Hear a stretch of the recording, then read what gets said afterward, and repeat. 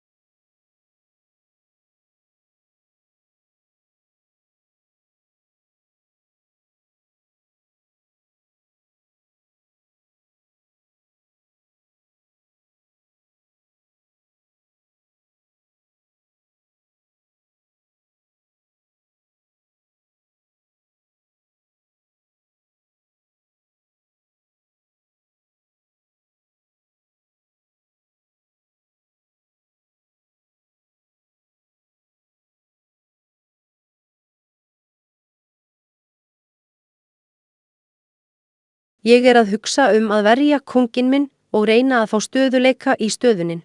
Með því að færa kónginn til E7.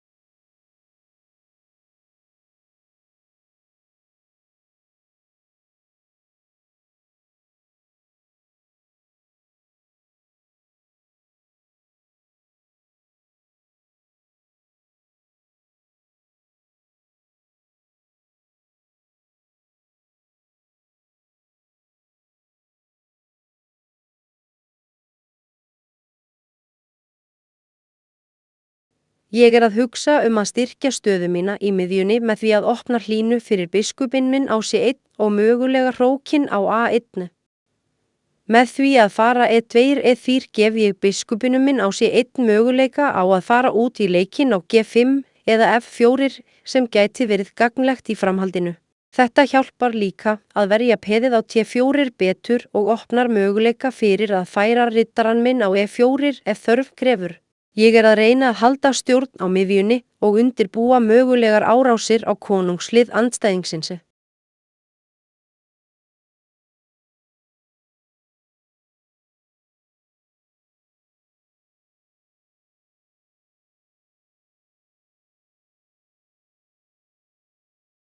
Ég er að hugsa að styrkja stöðu mína í miðjunni með því að færa peðið mitt frá E3 til T4. Þetta opnar leið fyrir biskupinn minn á C1 og veitir mér meiri stjórn yfir miðjunni. Ég er einnig að reyna að halda áfram að þrýsta á andstæðinginn með því að halda áfram að þróa riddarann minn á T5 og biskupinn á G5. Það hlýtur út fyrir að andstæðingurinn sé að reyna að opna línur fyrir hrók sinn og biskupu, en ég er að reyna að halda stjórn á stöðunni og forðast að gefa honum of mikla svigrúm. Næsta skref mitt geti verið að færa hrókinn minn á A1 til að tengja hrókana mína og auka þrýsting á andstæðinginn.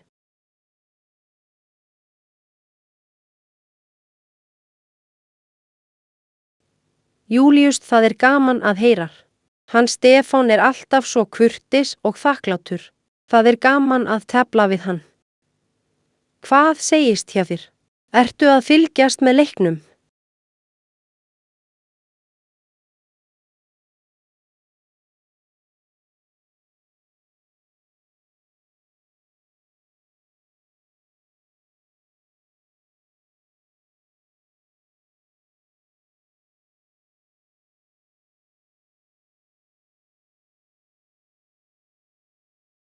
Ég er að hugsa að gera hrókaleik casting til að tryggja öryggi kóngsins og fá hrókinn í leik. Með því að færa kónginn frá E1 til H1 og hrókinn frá H1 til F1 fæ ég hrókinn út í opnari línu og kóngurinn verður öruggari á horninu. Þetta er góð stefna, sérstaklega þar sem andstæðingurinn hefur verið að þrýsta á í miðjum leik. Nú get ég einbeitt mér að því að styrkja stöðu mína í miðjunni og vinna með hróknum til að stjórna opnum hlínum.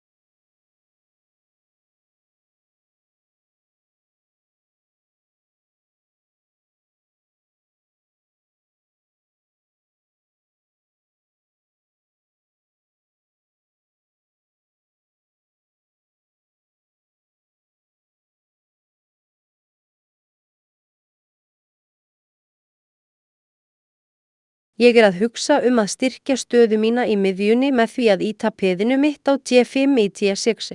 Þetta ýtir á svarta peðið á T5 og opnar leið fyrir biskupinn minn á G2 til að verða virkari.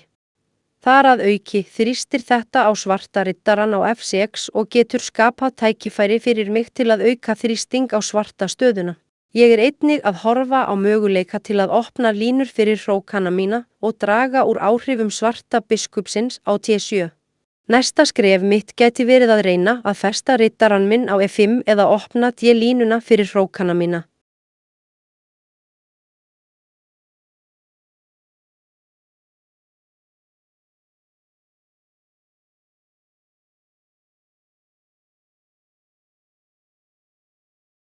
Ég er að hugsa að styrkja stöðu mína í miðjunni með því að færa peðið mitt úr G2 í G3.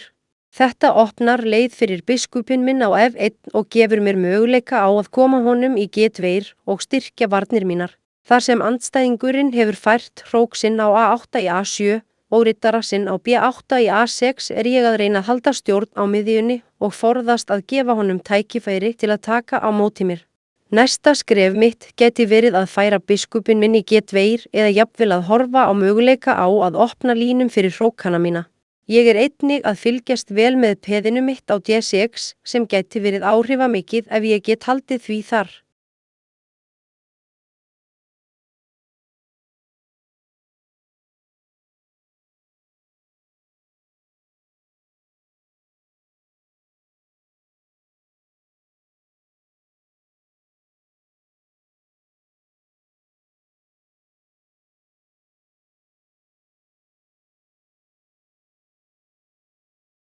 Ég er að hugsa að styrkja stöðu mína í miðjunni og nýta yfirburði í peðum.